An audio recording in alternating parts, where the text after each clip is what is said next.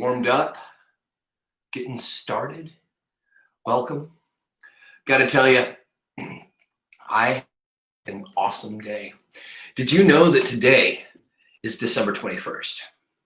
Real time. So December 21st. What happens on December 21st? Anybody? Anybody? Come! It is the winter solstice. It is the first day of winter. But happen, right? But there is actually a date. And did you know that the first day of winter is the shortest daylight in the northern hemisphere? I'm telling you. I'm not even joking. It is where we are leaned to the nth degree. I don't know what the degrees are. Some of you smart physicists and space aliens and stuff like that. It's leaning far away from the angle of the sun. So that is why the sunlight is so weak right now. Why it kind of almost hits us at an angle. And so therefore it's not as strong. Late in the summer, it's super high up. You know, like when you have a flashlight shine right in your face. Yeah, that's what it's like. The other absolutely amazing that is going to happen. First time in, I think, 800 years. 800. Tonight, you need to figure out what time to go check out Jupiter and Saturn conjunctioning. Yes, it's the Great Conjunction. It is what they believe is the reason for, those of you who celebrate, the Christmas star. Supposedly, it is this idea that these two gigantomous planets in our solar system are going to cross. They're going to cross. And it is going to make for an amazing adventure. So, I want to tell you, wherever you are, it's going to happen tonight. It's happening tonight where you are. So for us, the clouds were here all day, and then it just cleared out. We are going to have blue skies. And so I am going to be getting off after reading today and figuring out where I need to be looking and at what time. Tonight, you got to give your family total advance notice that tonight might be one of those nights where you need to like be someplace at a specific time. I mean, if something doesn't happen in 800 years, it's one of those things that you should probably check out. That's all I'm going to say. So I have to give huge props. I got a really, really cool text the other day. So I'm going to give some props to, I think, the people who are here. Mag, I want to tell you that you are the verbal to visual queen. I saw that you created a a title page for your adventure in Miraculous Journey. I hope that you enjoyed your present as well that got dropped off yesterday. I really liked surprising you on that. I believe, if I'm not mistaken, Kate and Anya are here as well. And so I want to say hi. I got to give you huge props. Kate and Anya, I hear rumors that you are making 3 o'clock throughout your holiday break an opportunity for you to explore. Woo-hoo! There you are, Meg. Good to see you responding. So ladies, welcome, welcome, welcome. It is the first day of holiday break for a whole bunch of people. So I'm hoping that maybe some more people will come in. And of course, if you want, you can pass it on. But we are at an adventure. We are at a point in which Edward, Susanna, and now Malone has been on a bit of a journey. Owned and took it for granted, Abilene, warned by Pellegrina, thrown off a ship, discovered in a net, returned to a wonderful home of Lawrence and Nellie, and Nellie just fell in love with Susanna. And so she made some simple dresses for her. I mean, him or her. And then Lolly showed up, right? Lolly, crazy Lolly. I'm not really quite sure why Kate DiCamillo decided to put, well, I do know, actually. Do you know? You probably have a pretty good idea. So the idea is of course, without Lolly, Edward doesn't get taken to the dump. And if Edward doesn't get taken to the dump, he doesn't meet the weird Ernest, the king of the garbage. And then he doesn't happen to get picked up by a dog named Lucy and brought to a campfire where a man is hanging out, a little sad, a little lost. And Lucy and this man, do you remember his name? Bull. And they invite Malone along on their journey. And so we are at chapter 13. At the very end of chapter 12, we had this really cool invitation. And as you know, if you have your verbal to visual out, you may already have a little bit of a note, but I always like to go back. Now, Lucy was looking forward to this rabbit being edible, but unfortunately Bull says, no, this is a China rabbit. And therefore, we are into this beautiful moment where Bull is looking at Edward. Look, Lucy, he's saying yes, said Bull. Malone has agreed to travel with us. Isn't that swell? Lucy danced around Bull's feet, wagging her tail and barking. And so it was that Edward took to the road with a hobo and his dog. I like this one. Look at that. There's Bull. Now you get an idea of who he is. Look at that, Edward. His eyes always open, riding in the backpack. You think Bull's a good man? Do you trust Bull? Is Bull going to be good to Edward? All right. Chapter 13. They traveled on foot. They traveled in empty rail cars. They were always on the move. But in truth, said Bull, we are going nowhere. That, my friend, is the irony of our constant movement. Edward rode in Bull's bedroll, slung over Bull's shoulder, with only his head and ears sticking out. Bull was always careful to position the rabbit so that he was not looking down or up, but was instead forever looking behind him at the road that they had just traveled. At night, they slept on the ground under the stars. Lucy, after her initial disappointment about Edward being unfit for consumption, took a liking to him and slept curled up beside him. Sometimes she even rested her muzzle on his china stomach. And then the noises she made in her sleep, whimpering and growling and chuffing, resonated inside Edward's body. To his surprise, he began to feel a deep tenderness for the dog.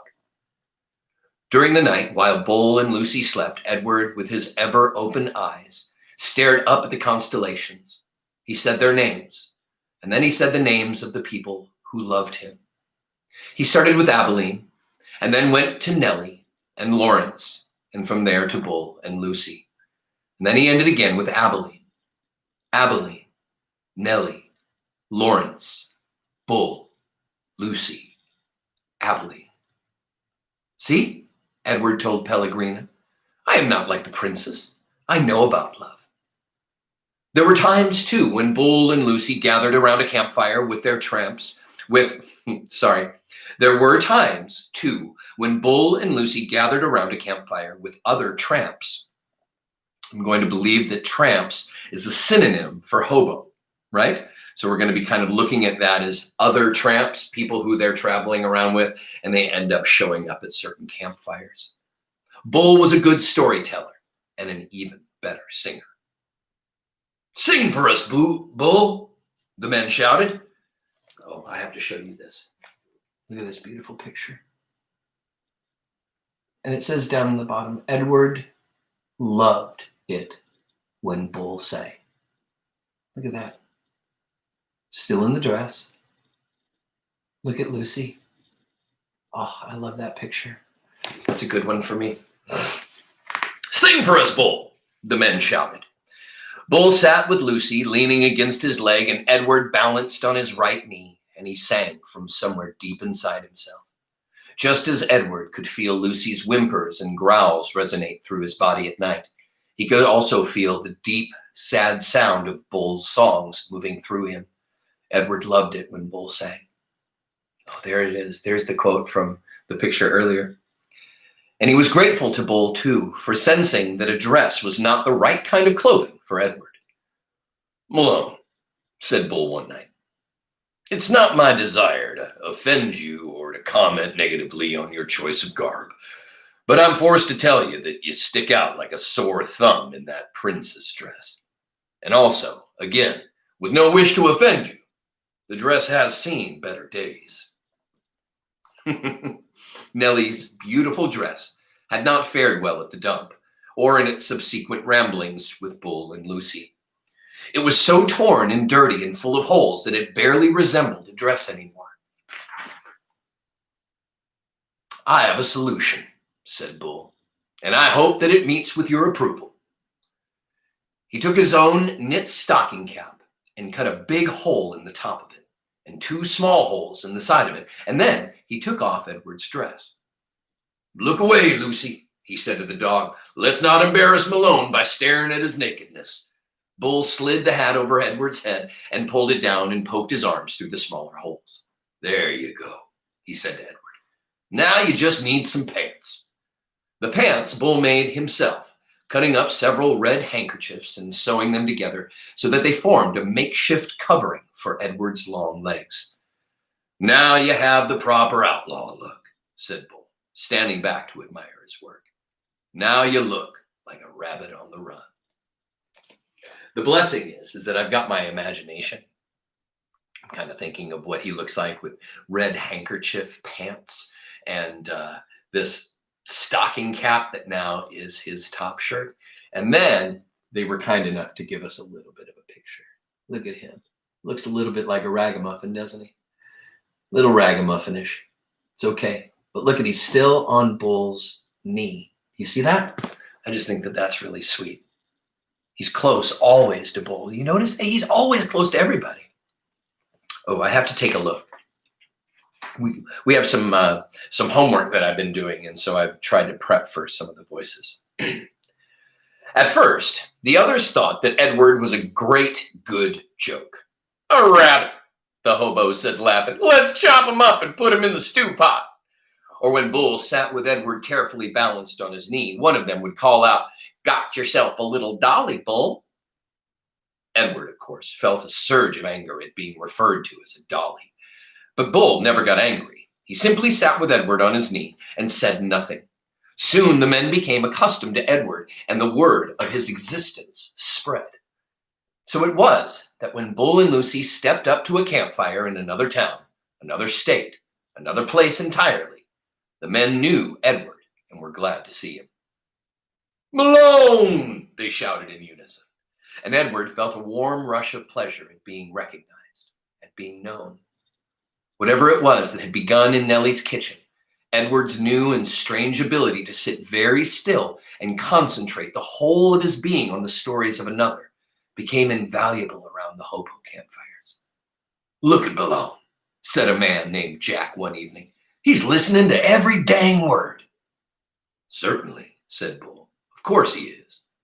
Later that night, Jack came and sat next to Bull and asked if he could borrow the rabbit.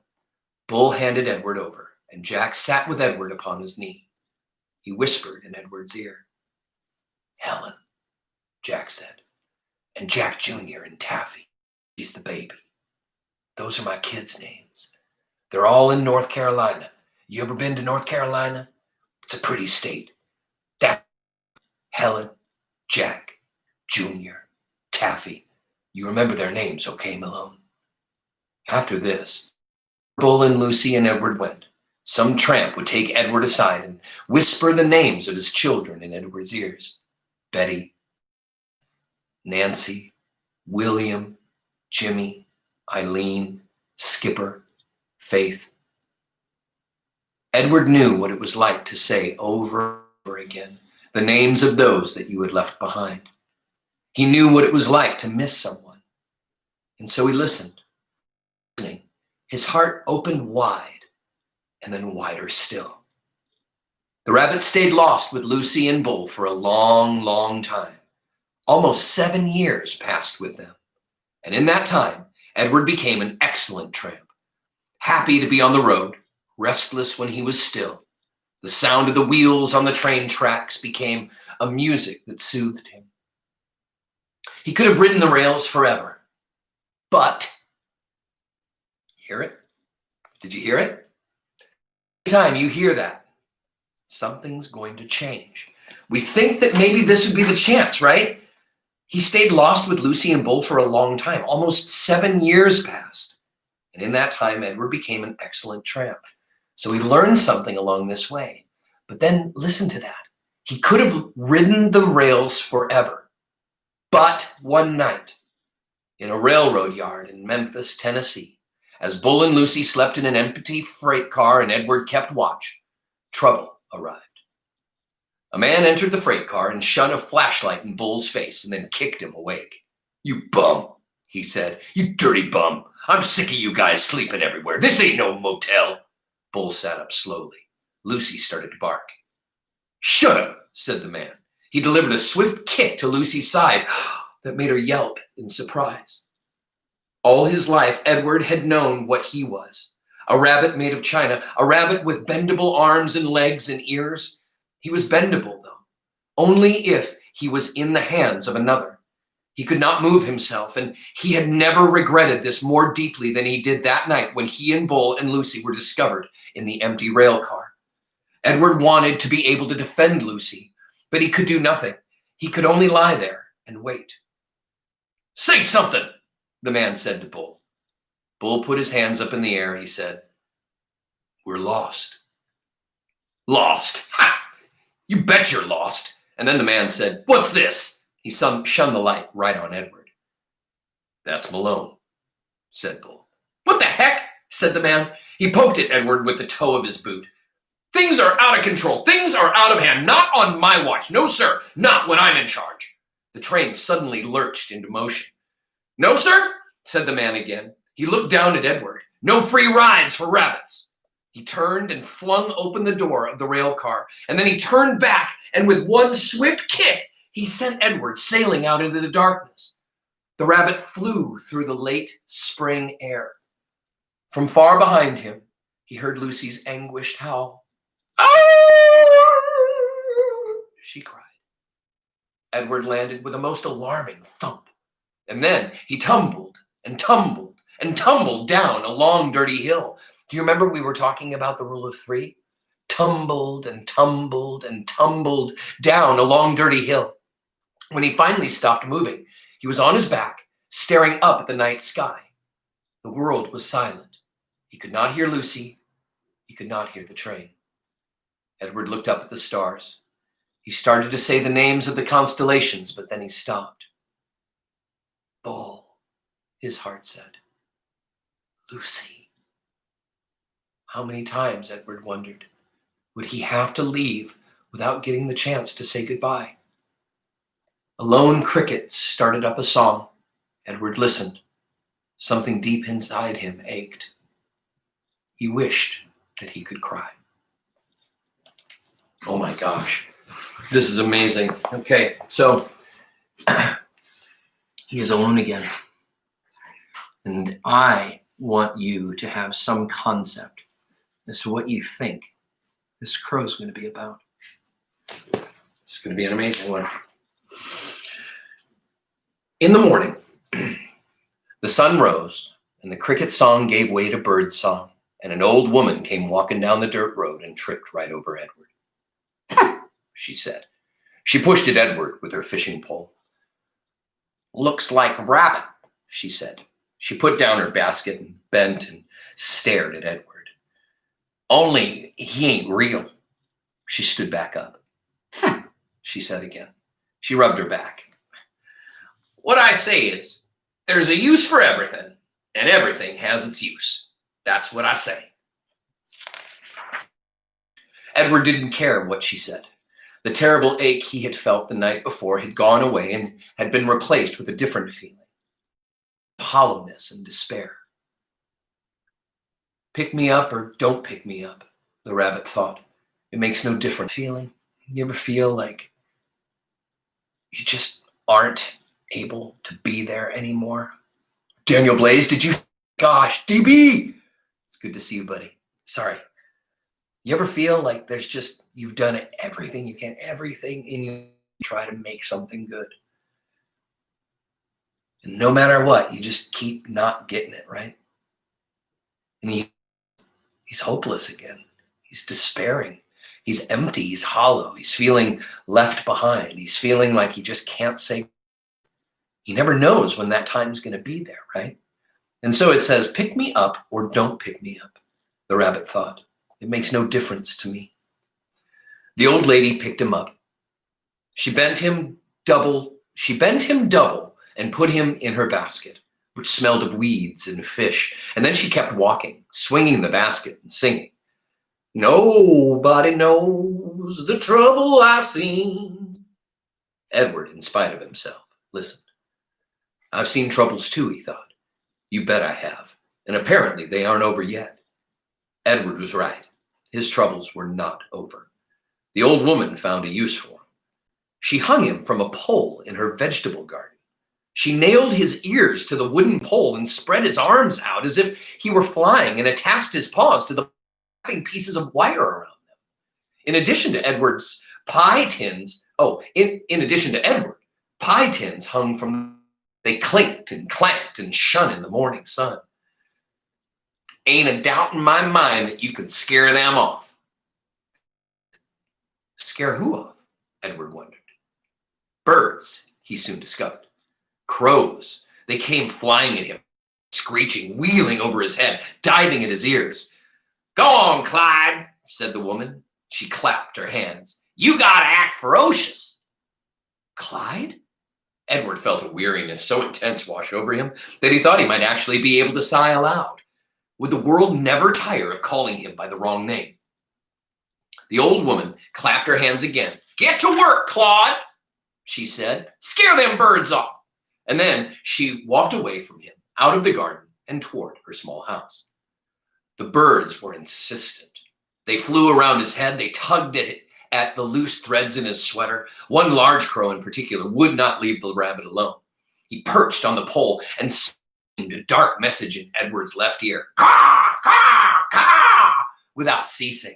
As the sun rose higher and shone meaner and brighter, Edward became somewhat dazed. He made a large crow for Pellegrina.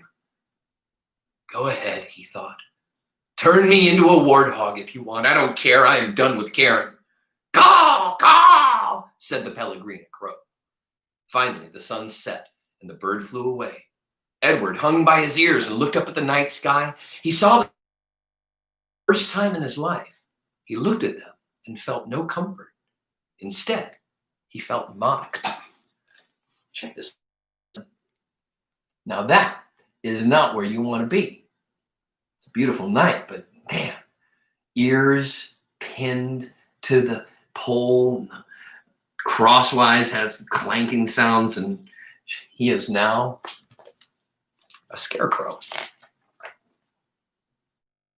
You are down there alone, the stars seem to say to him, and we are up here in our constellations together. I have been loved, Edward told the stars. So, said the stars, what difference does that make when you're all alone now? Edward could think of no answer to that question. If the sky lightened and the stars disappeared one by one. The birds returned and the old woman came back to the garden. She brought a boy with her.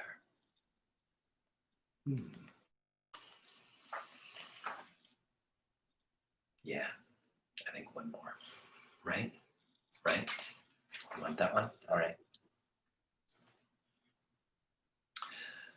Bryce, said the old woman, get away from that rabbit. I ain't paying you to stand and stare. Yes, ma'am, said Bryce. He wiped his nose with the back of his hand and continued to look up at Edward. The boy's eyes were brown with flecks of gold shining in them. Hey, he whispered to Edward. A crow settled on Edward's head, and the boy flapped his arms and shouted, Go on, get it! and the bird spread wings and flew away. "Bryce!" shouted the old woman. "Ma'am," said Bryce. "Get away from that rabbit. Do your work. I ain't going to say it again." "Yes, said Bryce. He wiped his hand across his nose. "I'll be back to get you," he said to Edward. The rabbit spent the day hanging by his ears, baking in the hot sun, watching the old woman and Bryce weed and hoe the garden. Whenever the woman wasn't looking, Bryce raised his hand and waved at Edward. The birds circled over Edward's head, laughing at him. What was it like to have wings? Edward wondered. I thought so too. If he had had wings when he was tossed overboard, then he would have not sunk to the bottom of the sea. Instead, he would have flown in opposite up into the deep, bright blue sky. And when Lolly took him to the dump, he would have flown out of the garbage and followed her and landed on her head, holding on with his sharp claws. And on the train, when the man kicked him, Edward would have fallen to the ground, would not have fallen to the ground. Instead, he would have risen up and sat on top of the train and laughed at the man. Caw, caw, caw. In the late afternoon, Bryce and the old lady left the field. Bryce winked at Edward as he walked past him. It was lighted on Edward's shoulder and tapped it with its beak and Edward's china face, reminding the rabbit with each tap that he had no wings. He could fly, that not only could he could not move on his own at all, and in any way. It over the field, and then came true dark. A whippoorwill sang out over and over again. Whippoorwill, whippoorwill. It was the saddest sound Edward had ever heard. And then came another song, the hum of a harmonica. Bryce stepped out of the shadows. Hey, said Edward. He wiped his nose with his back of his hand and then played another bit of song on the harmonica. I bet you didn't think I'd come, but here I am. I come to save you. Too late, thought Edward as Bryce climbed the pole and worked at the wires that were tied around his wrists. I am nothing but a hollow rabbit. Too late, thought Edward as Bryce pulled the nails out of his ears. I am only a doll made of china. But when the last nail was out, it fell forward into Bryce's arms. The rabbit felt a rush of relief, and the feeling of relief was followed by one of joy. Perhaps, he thought, it was not too late after all for me to be saved. Perhaps, he thought, it's not too late after all for me to be saved.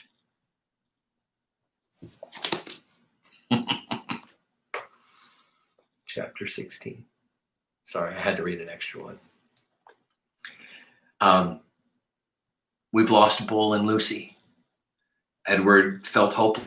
Got picked up by a crazy, weird lady who put him up on a giant pole to scare crows away. Then, a boy happened to be helping that crazy old lady, and that boy has a harmonica, and that boy came back for Edward. And even though at that moment Edward was feeling hopeless, when he rested in the arms of Bryce, it seems that he was willing to give it one more try. And I love this. I love this point in the story. I almost want Edward to just give up, right? But you can't give up. My wonder is what is Bryce going to do with this doll? Gentlemen, it has been 29 minutes since we started, and I want to tell you how quickly that time goes. And I want to say to you how grateful I am and how happy I am that you decided to spend a little bit of time with us here today. And I hope that you have a wonderful, wonderful rest of your day. Remember, it is the Great Conjunction tonight. So please do a little bit of research. Find out where, how, when to get your eyeballs up into the sky and see something that doesn't happen every day. And so without further ado, have a great day. I'll see you tomorrow at 3. And until then, be joyous, be happy, and most importantly, be safe. I love you. Now get out of here.